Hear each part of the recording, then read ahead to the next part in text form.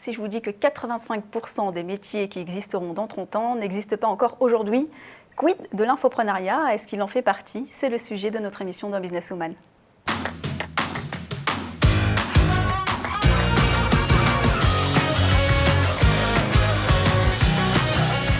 Bonjour à toutes et à tous, merci de me retrouver donc sur le plateau de Businesswoman, émission Demain TV et We Do Biz.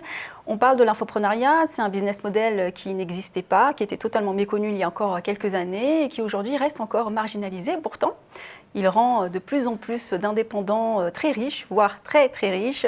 Deux infopreneurs sont avec nous sur ce plateau. Amel Gadjan, juriste infopreneur, bonjour. Bonjour. Près de vous, Nathalie Cariou, infopreneuse et investisseuse. Merci d'être avec nous également. Bonjour. Vous êtes beaucoup connue sur les réseaux sociaux puisque vous êtes infopreneuse depuis de nombreuses années. On abordera votre parcours et précisément les téléspectatrices ne vous connaissent pas. Donc on a scrollé votre Instagram pour en savoir davantage sur vous et ça donne ça. Alors qu'elle se questionnait sur son avenir et plus particulièrement sur sa retraite, Amel Gadjan décide de se lancer dans l'achat de sa résidence principale qui l'éclaire sur un véritable besoin, se former un minimum sur les règles liées à l'achat de tout bien immobilier. Cette ancienne avocate au barreau de Paris décide alors de partager ses compétences et son expérience en alliant son expérience de juriste précisément à la pratique. Elle crée ainsi un groupe Facebook nommé ImoDroit et accompagne ainsi de nombreux investisseurs, notamment dans le cadre de ses programmes dédiés aux investisseurs immobiliers. Est-ce qu'il y a une news que j'ai oubliée? Pas du tout, des programmes en préparation, mais l'essentiel est là. Et je crois savoir que dans le groupe ImoDroit, 8000 abonnés, hein, c'est le score qui a été battu hier. Tout à fait, oui. 8000 adhérents et merci à toute l'équipe de modération et aux très nombreux contributeurs actifs de ce groupe. Voilà. On passe à la bio de Nathalie Cariou. Alors, sa vie n'a pas toujours été un long fleuve tranquille. Après des études de commerce et une première expérience professionnelle dans le marketing, à la tête de l'agence qu'elle a créée, Nathalie Cariou s'oriente vers la psychothérapie. Il faut dire que contribuer au développement des humains a beaucoup plus de sens pour elle que le développement des produits. Mais un cabinet de psychothérapeute ne lui permet pas d'impacter le monde autant qu'elle le souhaiterait. C'est en découvrant un jour comment notre relation à l'argent impacte l'ensemble de notre vie qu'elle invente le métier de coach en intelligence financière. Grâce à son programme phare Richesse et Liberté, elle a aidé des millions de personnes à reprendre la maîtrise de leurs finances et à créer leur liberté financière. Elle mène aujourd'hui de front son métier d'investisseuse et de conférencière, auteure. Merci d'être avec nous à nouveau. Alors, est-ce qu'il y a des choses, peut-être des anecdotes de parcours que j'ai oublié d'évoquer? Non, juste citer les deux livres qui sont « Prenez la responsabilité de vos finances » et « Osez devenir riche ». Fantastique. Sans plus tarder, on démarre tout de suite avec le libre-échange. Alors, on va peut-être commencer par le commencement. L'infoprenariat, c'est quelque chose qui est mal connu, peu connu. Qu'est-ce que l'infoprenariat? Alors, je vais peut-être laisser Nathalie répondre à ces questions parce que tu es depuis très longtemps sur ce secteur-là. Depuis une dizaine d'années, très traditionnellement, il y avait des personnes, des entrepreneurs qui vendaient des produits, d'autres qui vendaient des services, et les infopreneurs vendent des informations, vendent ou proposent des informations à leurs clients. Donc, ce n'est ni produit ni service, mais information. Et alors, pourquoi avoir choisi cette niche de l'infoprenariat? Alors, bien sûr, j'ai bien noté qu'il y avait le besoin d'accompagner le contact humain, mais il y a diverses manières finalement d'accompagner l'humain. Pourquoi l'infoprenariat? Surtout à cette époque, il y a 10 ans. Il y a plein d'intérêts à ça, entre autres multiplier l'impact qu'on peut avoir, multiplier l'audience. Internet est un magnifique levier, donc permet de travailler avec beaucoup de gens, même à l'autre bout du monde. J'ai des personnes qui se lèvent quand je me couche parce qu'ils sont à Tahiti ou en Nouvelle-Zélande. J'en ai d'autres clients qui vont être au Canada, d'autres qui vont être dans tous les pays du monde en réalité. Donc on peut toucher plus de monde et on peut mieux communiquer et porter son message. Et Amel, alors du coup, juriste, infopreneur, le lien n'est pas forcément évident? C'est pas évident, mais en fait, je me suis retrouvée un petit peu par hasard sur les réseaux sociaux de manière très active, parce qu'en juin 2018, on m'avait proposé d'intervenir à un séminaire. Et donc, pour le coup, j'ai dû devenir un petit peu visible sur Facebook. Et c'est comme ça que ça a démarré pour moi. Et pour le coup, pour rejoindre Nathalie, il y a vraiment un gros besoin. C'est-à-dire aujourd'hui, les rythmes de vie sont assez accélérés. Et voilà, aujourd'hui, on a envie de se former de chez soi grâce à Internet. Et du coup, l'infoprenariat répond à un vrai besoin de pouvoir avoir une information accessible. Oui, parce que pour rappel, l'infoprenariat, c'est vendre finalement de l'information sur Internet avec des produits additionnels qui sont des séminaires, des masterminds. C'est du coaching 2.0, 4.0 ? C'est du coaching ou de la formation 2.0. Donc c'est de l'information, de la formation. On apprend des choses. C'est pas juste on vous donne de l'information, mais il y a aussi de la pédagogie derrière. Donc il y a aussi une manière de communiquer cette information pour que les personnes s'en imprègnent, la digèrent et puissent en faire quelque chose. La plupart des infopreneurs sont aussi très intéressés à ce que les personnes passent à l'action derrière. Donc à un moment donné, qu'ils transforment ce qu'on va leur apporter en quelque chose d'autre. Donc pour ce qui nous concerne, ça va être de l'investissement, ça va être apprendre à mieux considérer l'argent, mieux gérer ses finances.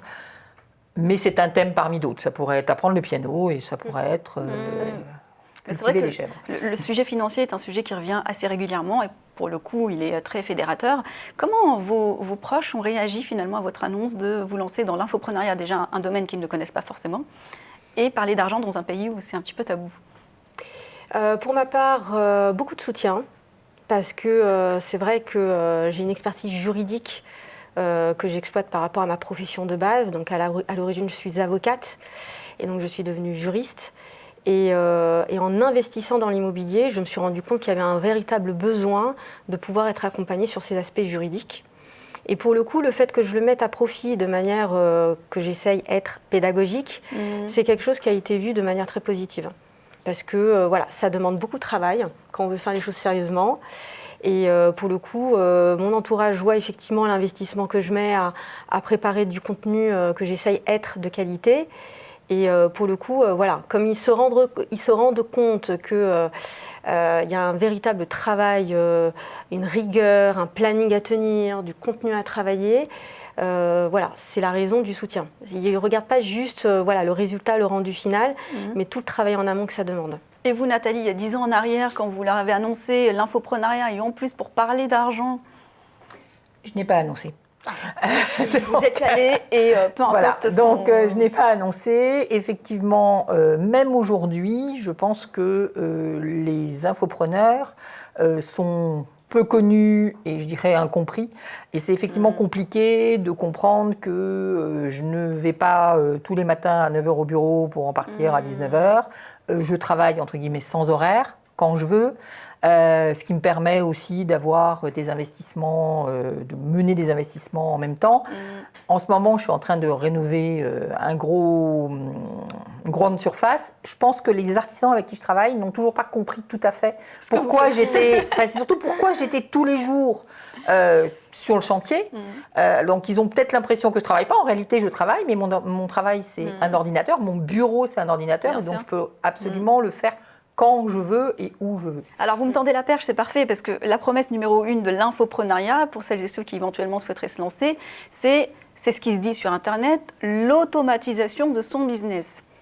Et c'est là où, effectivement, parfois, il y a peut-être des incompréhensions. Est-ce que réellement, on peut gagner de l'argent sans travailler, comme parfois on peut l'entendre sur Internet ? Alors tout à l'heure, Amal vous a dit que c'était quand même beaucoup de travail. Donc non, ça n'est pas ne pas travailler, mais c'est travailler autrement, utiliser des leviers qui font qu'à un moment donné, on va fournir un effort et on va avoir un résultat qui va perdurer dans le temps et qui va parfois arriver pendant l'année qui vient. Si je devais regarder, je dis aujourd'hui, des fois en plaisantant, je dis je travaille 2 mois dans l'année et le reste de l'année, je me demande bien ce que je fais. En fait, pas tout à fait, puisque je fais le service après-vente, je fais des séminaires, je fais des coachings en ligne ou pas en ligne avec des clients. Donc, je fais des choses, mais le gros de mon travail, c'est 2 mois. Alors, l'une et l'autre, que ce soit pour l'immobilier, puisque vous êtes propriétaire aujourd'hui de 5 appartements, on va le rappeler aussi, et vous aussi de plusieurs biens immobiliers. Est-ce que c'est aisé, parce que vous êtes hyper motivé, c'est très bien, mais face à vous, vous avez peut-être des clients qui manifestent une certaine inertie au changement, à l'heure des retraites, à l'heure des grands débats autour effectivement des petits salaires. Est-ce que c'est facile d'aider les autres à changer ? Alors, je vais répondre, pas du tout. Pas du tout, parce que Beaucoup de monde pense que pour pouvoir construire sa retraite, il suffit d'acheter sa résidence principale pour ne plus avoir de loyer à payer plus tard. Et jamais la banque ne prêtera pour un deuxième, un troisième, un quatrième bien. Tout de suite, ça semble fantaisiste, irréalisable, ou alors accessible uniquement pour des personnes qui ont du cash, qui ont hérité, qui ont un compte en banque bien garni, et y compris vis-à-vis de personnes de ma propre famille. J'ai beaucoup de mal à mobiliser sur le process de l'investissement immobilier rentable. C'est pas vraiment évident. De toute façon, moi, ce que je dis, c'est que si je devais aller dans la rue et que je devais parler de ce que je fais en termes d'investissement immobilier, je pense que 9 personnes sur 10 ne s'arrêteraient pas, parce que c'est quelque chose qui n'est pas ancré dans la culture, en fait, dans l'éducation. Et ce que l'on a en tête, c'est vraiment d'acheter sa maison, son appartement, à titre de résidence principale, de travailler pendant 43 ans, de cotiser et d'avoir une retraite. Et au bout, on a quelque chose qui est payé.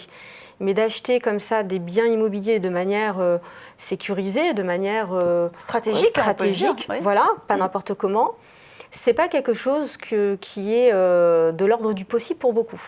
Nathalie, j'imagine peut-être les mêmes freins chez certains élèves. Oui, alors je ne suis pas sûre qu'on puisse... D'abord, on ne peut pas faire changer les gens qui ne veulent pas changer. On peut leur donner des pistes, leur donner des informations, parfois les pousser un peu parce que ça peut aider pour qu'ils passent à l'action. Ce que j'ai tendance à dire à mes élèves quand ils pensent, quand ils ont de l'entourage qui est très sceptique, c'est de leur dire « faites pour vous ». Faites pour vous, bougez-vous, implémentez des choses, mettez en place des systèmes différents, investissez différemment. Et c'est l'exemple qui va convaincre. Bien sûr, c'est ça. Donc convainquez par l'exemple. Et pour revenir à l'infoprenariat, on pourrait dire que c'est probablement une des grandes sources d'inspiration de l'infoprenariat, c'est que, ou une des grandes forces de l'infoprenariat, c'est qu'effectivement, on peut assez vite rentrer dans ce métier-là, avoir des résultats et au travers de ça, convaincre et expliquer aux autres qu'il y a une autre manière d'envisager la vie. Merci à l'une et l'autre pour vos interventions respectives. On passe tout de suite à la Minute Réseau. Initiative France nous présente un projet fédérateur, écologique et créateur de liens sur un territoire rural. Christelle Gastet a créé CBio l'Anjou, une coopérative qui rassemble producteurs, éleveurs, cuisiniers et traiteurs du territoire pour développer les circuits courts agroalimentaires en Anjou. Une petite dizaine de professionnels sont déjà partie prenante de ce projet. Une cuisine partagée est mise à leur disposition pour la préparation de produits bio et locaux, livrés en transport électrique dans les cantines scolaires du territoire. Alors, ce projet a reçu le soutien de l'association Initiative Anjou par le biais d'un prêt d'honneur à taux zéro et d'un accompagnement. Christelle Gastet a également reçu le prix Mon Initiative Agricole des mains de Louis Schweitzer, président d'Initiative France au concours Innover à la campagne, qui met en lumière des projets moteurs pour la dynamique des territoires ruraux. Merci de nous avoir suivis sur Businesswoman. Merci à toutes les deux d'avoir été avec nous. Merci Linda. Merci. On se retrouve bientôt sur le plateau de Businesswoman, toujours sur WeDoBiz et Demain TV. N'oubliez pas de liker nos pages Facebook et YouTube.